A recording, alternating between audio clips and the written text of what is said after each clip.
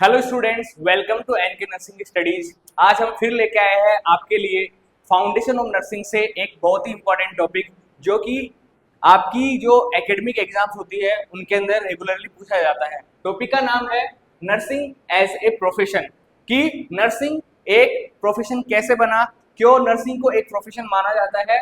इसमें हम सबसे पहले देखेंगे कि प्रोफेशन की डेफिनेशन क्या होती है। ठीक है, तो प्रोफेशन की हम डेफिनेशन देखते हैं।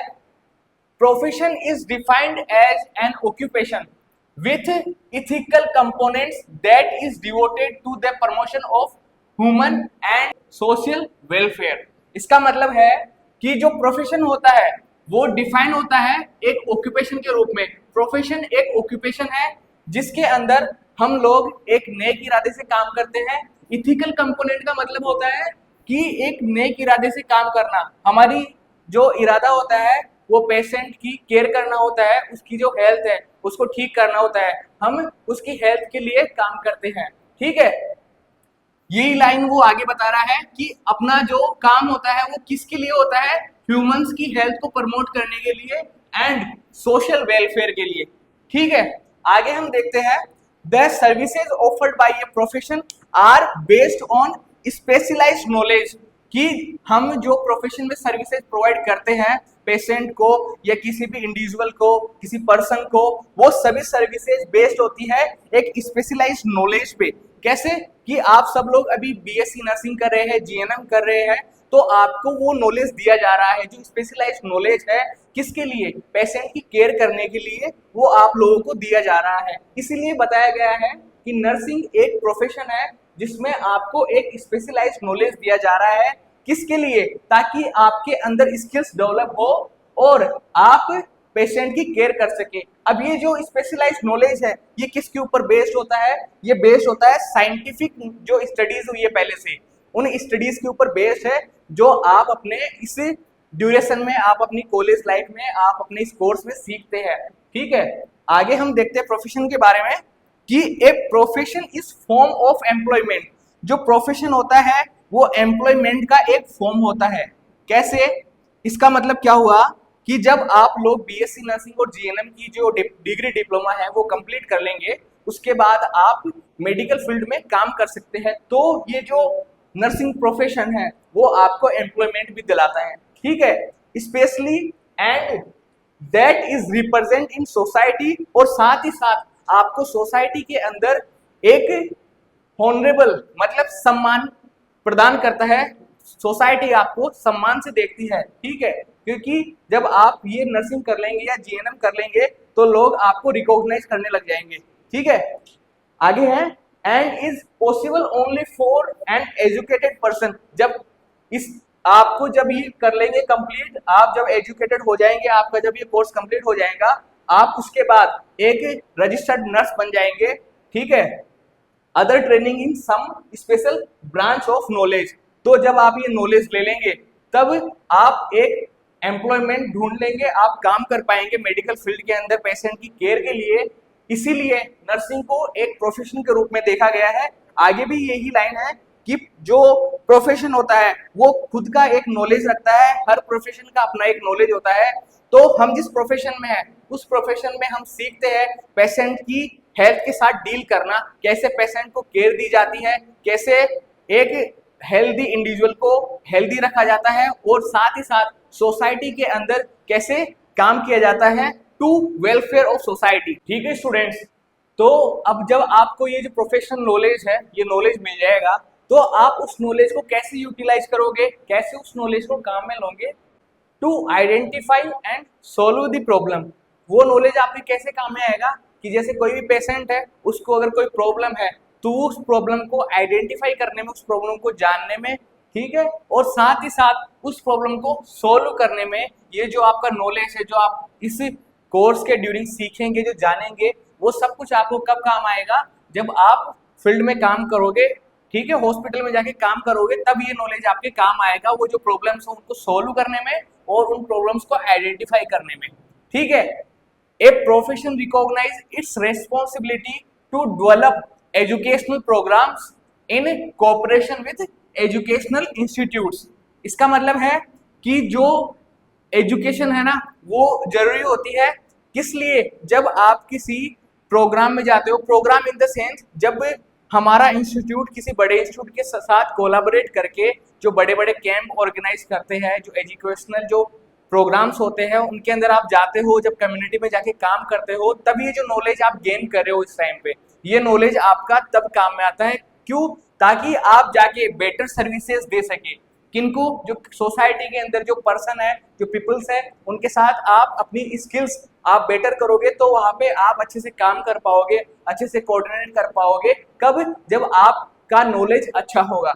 इसके बाद आता है a profession can study enlarge its body of knowledge through research in order to its services to society. इसका मतलब है कि जो प्रोफेशन होता है वो टाइम बाय टाइम बढ़ता जाता है, नए नए रिसर्च होते हैं तो नया नया नॉलेज उसके अंदर अपडेट होता जाता है।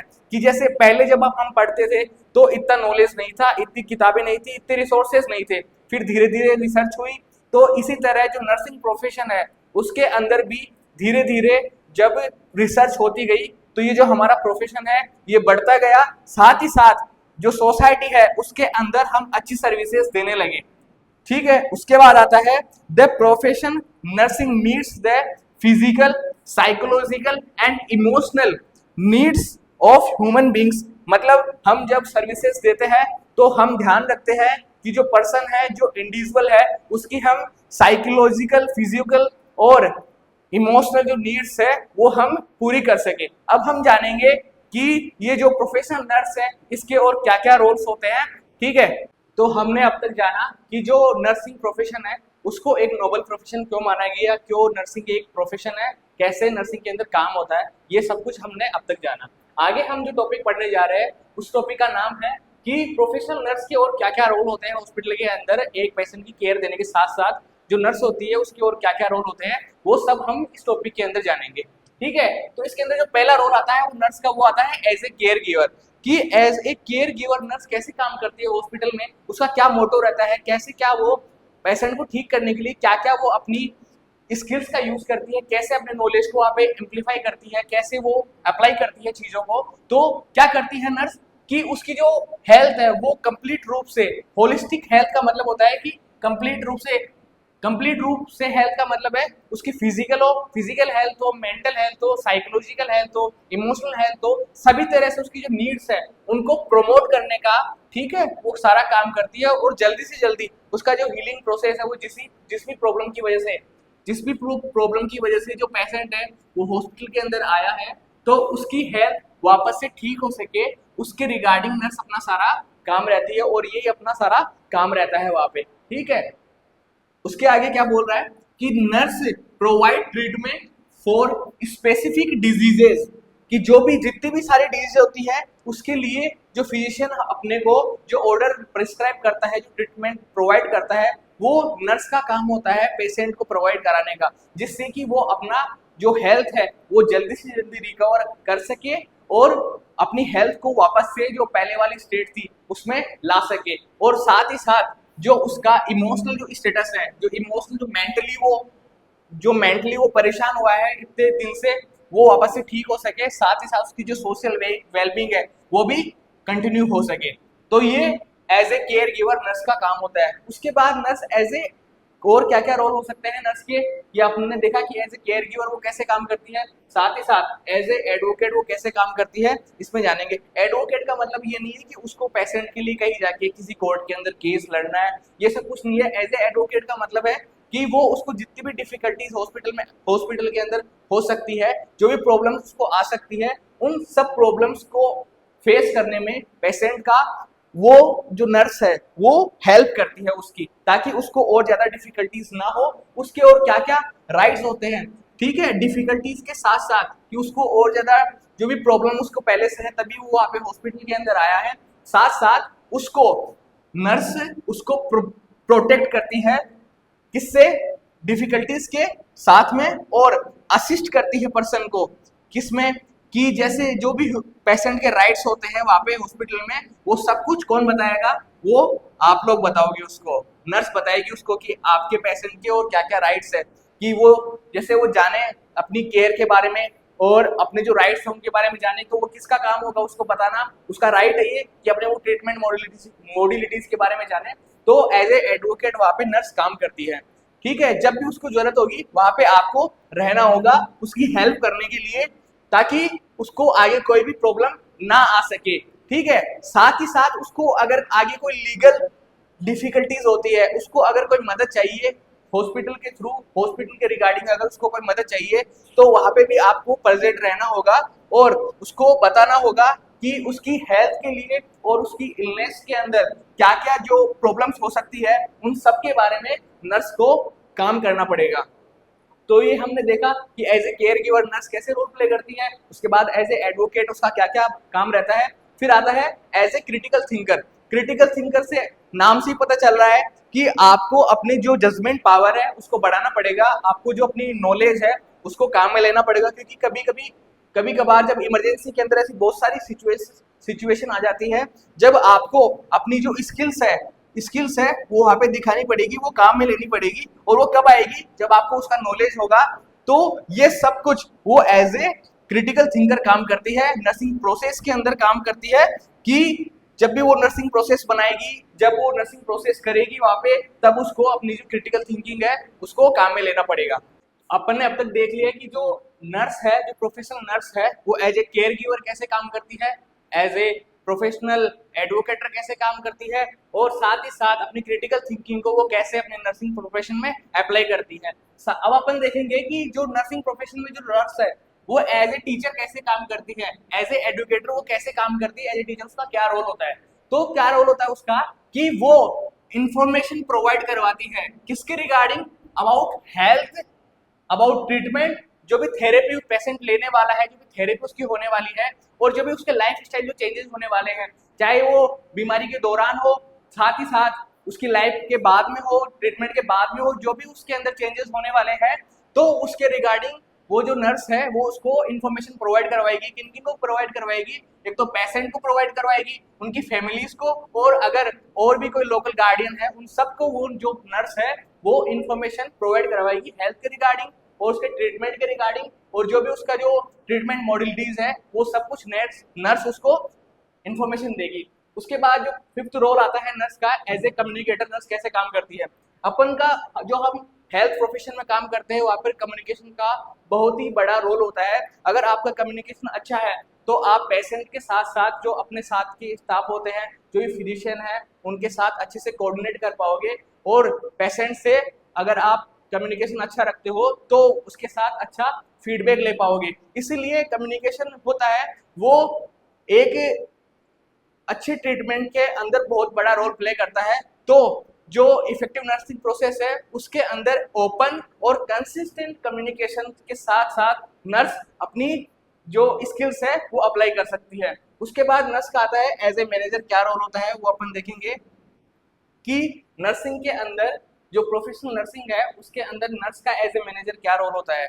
नर्स का मैनेजर रोल होता है कि जो नर्स होती है वो अपने जो साथी जो वर्कर्स होते हैं, साथ ही साथ जो पेशेंट की केयर होती है, उनका जो ट्रीटमेंट मॉडलिटीज है वो सबको मैनेज करके चलती है। ये नर्स का रोल होता है, जो पेशेंट की जो केयर है साथ ही साथ उनको सुपरवाइज करना और पेशेंट को गाइड करना, जिससे कि उसकी जो एक्टिविटीज है वो सही रहे और वो जल्दी से जल्दी पेशेंट वापस से रिकवर कर सके, अपनी जो नॉर्मल हेल्थी जो कंडीशन थी उसके अंदर वापस आ सके, और वो अपनी जो डेली लिविंग एक्टिविटीज थी, डेली लिविंग जो एक्टिविटीज थी वो बिना किसी सपोर्ट के कर सके। इन सब को वो नर्स मैनेज करती है, वो ट्रीटमेंट मॉडलिटीज बनाती है, जो भी फिजिशियन ने ऑर्डर करा है, जो दिया है फिजिशियन ने, वो सब कुछ वहाँ पे वो अप्लाई करती है। उसके बाद आता है एज ए रिसर्चर नर्स कैसे रोल प्ले करती है। रिसर्चर का मतलब है कि जब नर्स हॉस्पिटल में होती है तो बीमारी को डायग्नोस करने के लिए अलग अलग इन्वेस्टिगेशन करवानी पड़ती है, उनके लिए नर्स का वहाँ पे रोल बहुत ही इंपॉर्टेंट हो जाता है। नर्स पेशेंट को बताएगी और साथ ही साथ जो हॉस्पिटल के अंदर जो डिपार्टमेंट्स होते हैं, अलग अलग डिपार्टमेंट होते हैं, उनके साथ वो कोऑर्डिनेट करके रहेगी, जिससे कि पेशेंट को जो अच्छी नर्सिंग केयर है वो मिल सके, उसका जो मेन प्रॉब्लम है, जो भी उसकी जो हेल्थ प्रॉब्लम है वो उसका पता लगा सके, उनके लिए वो इन्वेस्टिगेशन करती है। ठीक है, वहां पे नर्स का एज ए रिसर्चर बहुत बड़ा रोल आ जाता है। उसके बाद जो अपन रोल देखते हैं एज ए रिहेबिलिटेटर नर्स का क्या रोल होता है। रिहेबिलिटेशन का मतलब होता है कि हॉस्पिटल के अंदर या फिर जनरल कंडीशन में कोई पेशेंट है, उसकी जो हेल्थ थी वो बिगड़ चुकी है, उसको कोई ना कोई प्रॉब्लम है, तो वो क्या करता है, जो नर्स उसकी हेल्थ को वापस से रिवर्ट बैक करने में मदद करती है, जिससे कि वो जो उसकी जो पहले वाली जो नॉर्मल फंक्शनिंग जो कंडीशन थी, जो मैक्सिमम हेल्थ स्टेटस था, वो वापस से रीगेन कर सके। उसके अंदर नर्स का ये रोल होता है। तो आज हमने पढ़ा, क्या क्या पढ़ा हमने, कि जो जो नर्सिंग प्रोफेशन है वो एक नर्सिंग प्रोफेशन कैसे बना, साथ ही साथ हमने जाना कि जो नर्स होती है उसका हॉस्पिटल के अंदर और क्या क्या रोल होते हैं। तो अगर आपको वीडियो क्लास अच्छी लगी हो तो वीडियो को लाइक कीजिए और अपने जो स्टूडेंट्स हैं, साथी स्टूडेंट्स हैं, उनके साथ शेयर कीजिए और बने रहिए एनके नर्सिंग स्टडीज के साथ। तो मिलते हैं हम रोजाना एक नए टॉपिक के साथ। Thank you so much.